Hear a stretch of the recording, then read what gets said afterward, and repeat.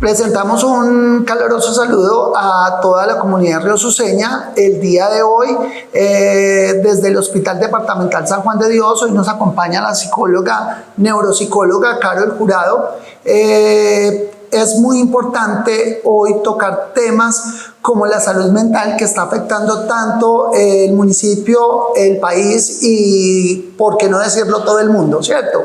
La salud mental es una situación que afecta a la salud pública, quiere decir que nos afecta a todos. Es muy importante tener una idea clara de lo que nos enfrentamos cuando hablamos de salud mental. Estamos muy acostumbrados a solo manejar las patologías físicas y la enfermedad física, pero relegamos un poco hay veces y le restamos importancia a la salud mental, y es un factor tan importante como la salud física. Con la doctora Carol vamos a tocar el tema de ideación y conducta suicida, y conmigo también pues vamos a estar complementando los conocimientos en pro de un mensaje claro y útil a la comunidad riosuceña en el manejo, la intervención y la prevención de la enfermedad mental en el municipio. Doctora Carol, buenas tardes. Buenas tardes, un cordial saludo para todos los usuarios de nuestro Hospital Departamental San Juan de Dios. El día de hoy, como lo dice Ernesto, queremos hablar de la temática de prevención de conducta suicida, entendiendo o partiendo del concepto general de lo que es salud mental, entendida como ese estado de bienestar no solo a nivel emocional, que a veces lo confundimos solamente con nuestras emociones, sino también un estado de bienestar a nivel conductual y a nivel cognitivo. Doctora Carol, es muy importante conocer cuáles son esas sintomatologías que nos pueden indicar que estamos sufriendo de alguna crisis emocional o alguna situación que afecte nuestra salud mental. ¿Cuáles serían esos indicadores y esas alertas que tendríamos que tener en cuenta? Bueno, hay varios signos de alarma que nos indican que hay una dificultad en salud mental como tal. Algunos de esos indicadores son los cambios a nivel emocional, cambios bruscos que puede que tengan un motivo o puede que no tengan un motivo aparente. Estos cambios bruscos son, por ejemplo, llanto persistente sin motivación aparente, es decir, no hay algo contextual que me lleve a ese llanto. En los hombres, sobre todo, ataques de ira o mayor dificultad para controlar la rabia, la ira. En las mujeres, la salud mental o los problemas emocionales se manifiestan más a través de tristeza y llanto, cambios a nivel de conducta como el aislamiento social, desmotivación o esas pocas ganas que reportan algunos usuarios para realizar lo que anteriormente sí les causaba gusto, alegría o placer. En los niños y en los adolescentes los cambios conductuales son muy importantes porque nos indican que hay algo que está fallando en la salud mental, cambios conductuales como menor rendimiento académico, como mayor aislamiento, como dificultades o pocas ganas de relacionarse con amigos y familia, mayor encierro, cualquier cambio que nos indique que hubo alguna modificación en el ambiente o en la salud emocional de la persona.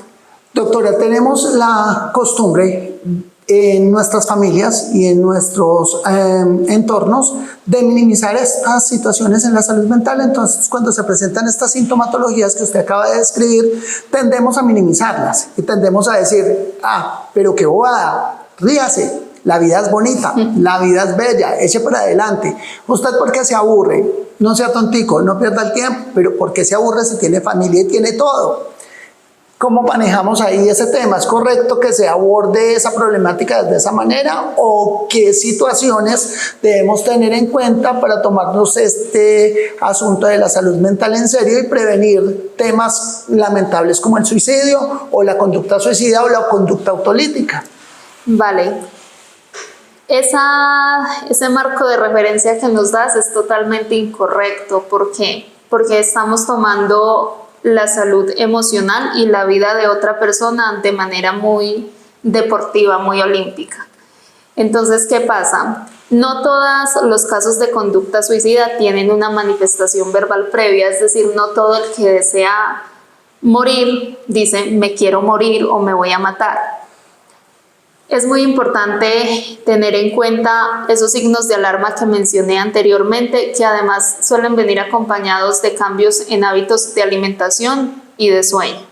O duermo mucho, o duermo muy poco, como mucho o como muy poco. O no me quiero levantar de la cama. O no me quiero levantar de la cama. Frente al manejo que se debe dar, es muy importante ser directo, claro y muy sensible en la comunicación. Es decir, si yo sospecho que mi familiar, mi amigo, cualquier persona de mi alrededor le está pasando mal, es importante preguntar, ven, ¿has pensado en matarte?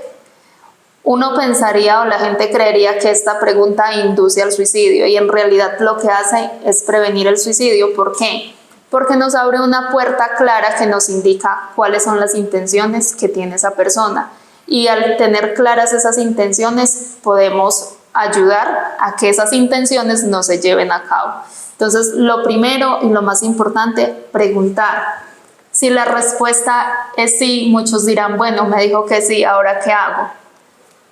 Además de haber unas rutas de atención a la conducta suicida, que para no hacer el cuento muy largo, inician en el servicio de urgencias, acá en el hospital.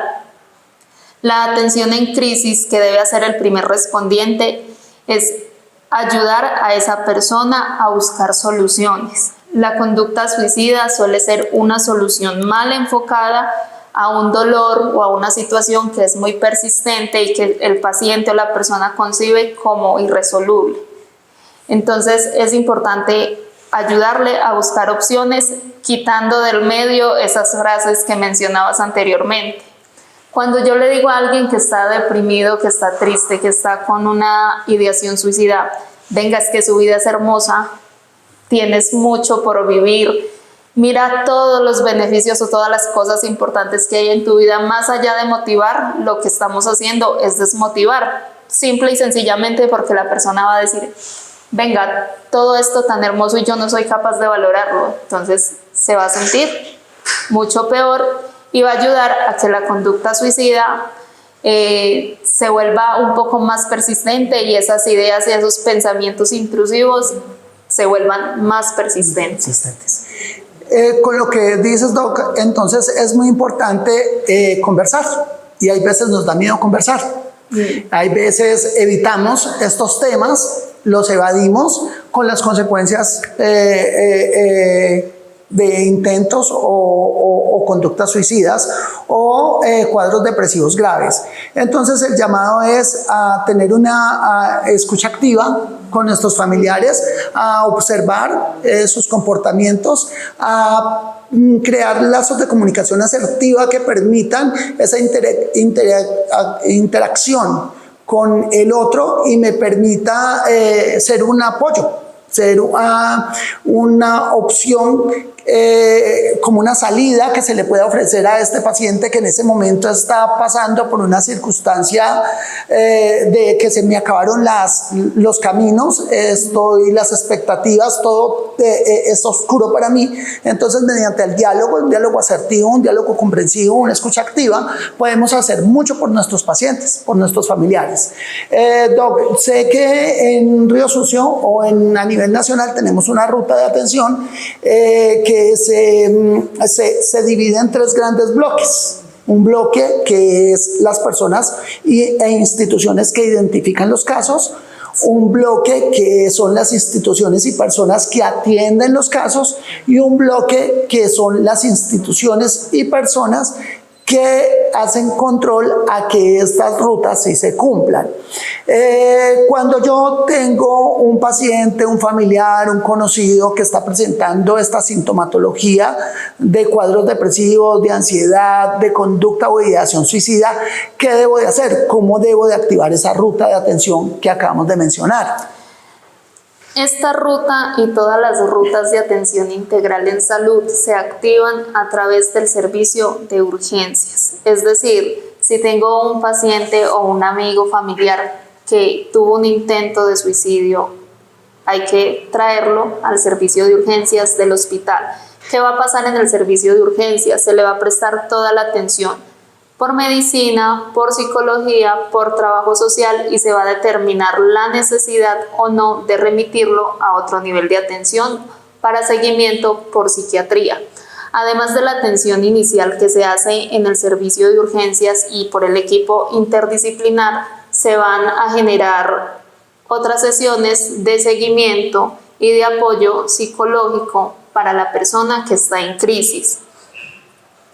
Si el caso es solamente, o se cree que es solamente de depresión o de una tristeza persistente, o no se identifica como tal que hay ideación o hay un intento de suicidio, igual es importante activar las consultas por psicología para que el profesional determine si existe o no este riesgo. Bueno, doctora, tengo entendido que los colegios cuentan con unas especialidades que se llaman psicoorientadores, sí, ¿cierto?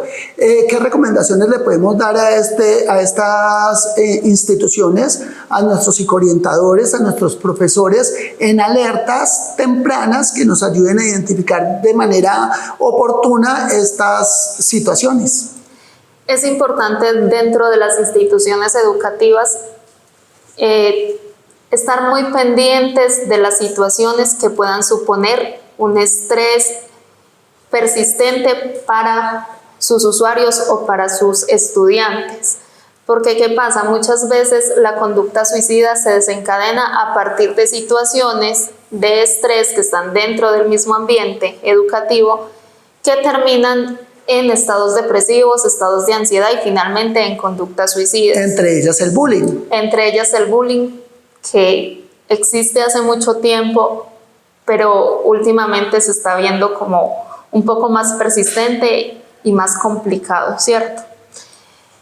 Además de eso, es tarea del orientador escolar convocar al estudiante que está en riesgo a una sesión donde se evalúe ese nivel de riesgo. Esa evaluación de nivel de riesgo se hace a través de una intervención breve, que no es una intervención clínica, pero sí es una intervención de psicoeducación, de valoración del riesgo, es decir, determinar qué factores pueden llevar a que mi estudiante tenga o no tenga una conducta suicida, de identificar si hay otras situaciones como violencia intrafamiliar, consumo de sustancia o situaciones que requieran también activación de ruta. Esa intervención breve es también generar herramientas en el estudiante para que afronte la situación y si definitivamente el riesgo es muy alto, activar la ruta a través del hospital. Es importante recordar que la ruta se activa con el usuario en el servicio. Totalmente cierto. Quiero hacer énfasis en eso que acaba de decir la doctora Carol, y es que la ruta para el sector salud inicia con el paciente en el servicio de urgencias para recibir esa atención oportuna en medicina, en psicología, en trabajo social, y determinando lo que diagnostiquen estos profesionales, se realizará la remisión a psiquiatría o se tomarán las medidas correspondientes. Doc, hay varias situaciones y como paradigmas que tienen las personas frente a esa situación de suicidio. Uno de esos paradigmas es que se piensa que el que se suicida es muy cobarde, o lo contrario, el que se suicida es muy valiente. ¿Qué podemos aportar frente a esos paradigmas? Bueno, la conducta suicida es un tema bastante complejo porque además de ese paradigma que vale la pena decir que no se trata de ser valiente o de ser cobarde, sino de tener una situación que me supera o que yo siento que me supera en mis estrategias de afrontamiento, ¿cierto? Es hasta ahí, nada más. Otro paradigma importante que tiene la gente es que cree que conducta suicida es solo el que se cortó, el que intentó colgarse, envenenarse o el que ya intentó morir de alguna manera, y no. Dentro de la conducta suicida se reconoce también la ideación suicida, el pensamiento suicida. La diferencia es que el pensamiento suicida son esos pensamientos que llegan y me dicen, me quisiera morir, no quisiera vivir, pero no hay un plan estructurado. Cuando hay ideación suicida, estamos hablando de que además de mi deseo de morir, tengo ya un plan establecido sobre cómo podría morirme. Y la conducta suicida como tal, que son las autolesiones o el intento de suicidio y el suicidio consumado. Entonces, para evitar ese suicidio consumado hay que tener muy en cuenta toda esa cadena con la finalidad de intervenir a tiempo. Entonces, frente al suicidio hay muchos paradigmas, hay un pensamiento muy común y es que la gente siempre busca una razón de por qué lo hizo. Entonces, después de que alguien intentó o logró suicidarse, todo el mundo especula de qué pudo ser.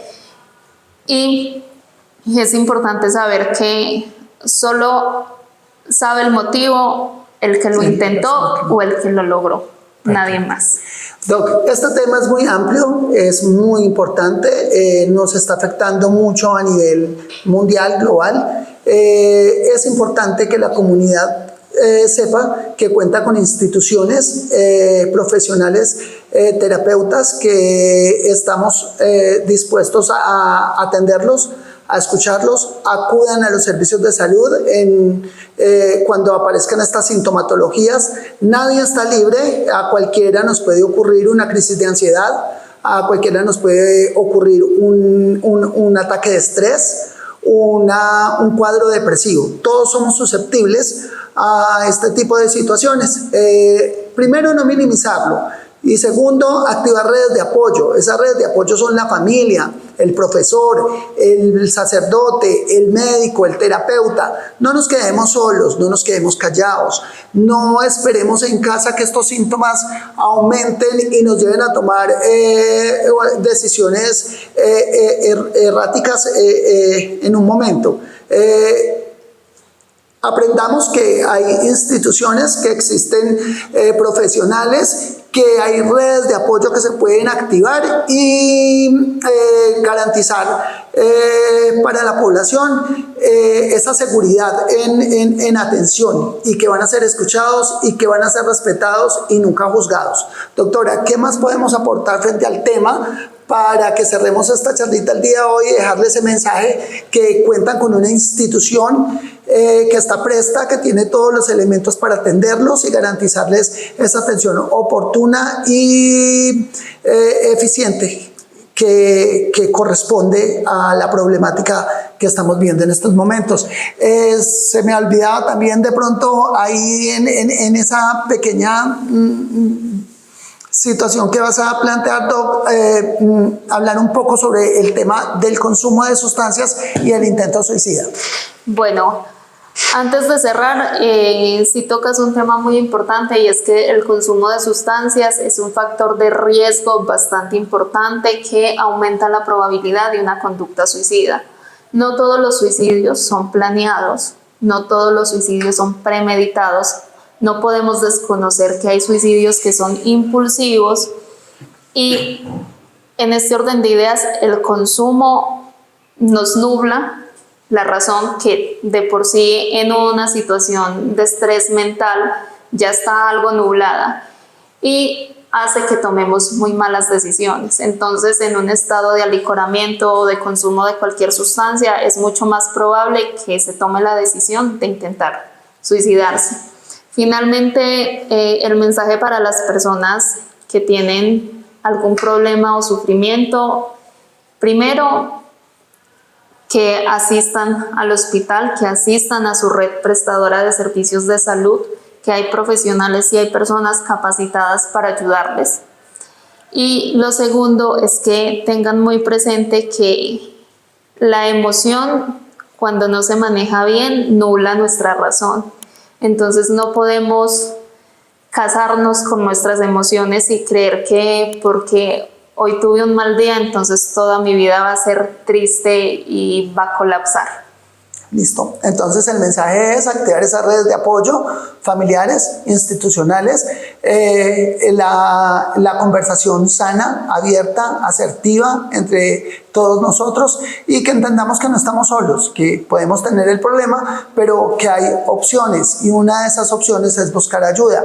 Acércate al hospital, acércate al servicio de urgencias, acércate a trabajo social o a cualquiera de las psicólogas aquí en el hospital. Juntos vamos a poder tratar el tema y seguramente el impacto del tema de la conducta suicida en el municipio va a ser muy efectiva y evitar tragedias que no tendrían por qué suceder con una intervención adecuada y oportuna. Muchas gracias doctora Carol. A ti.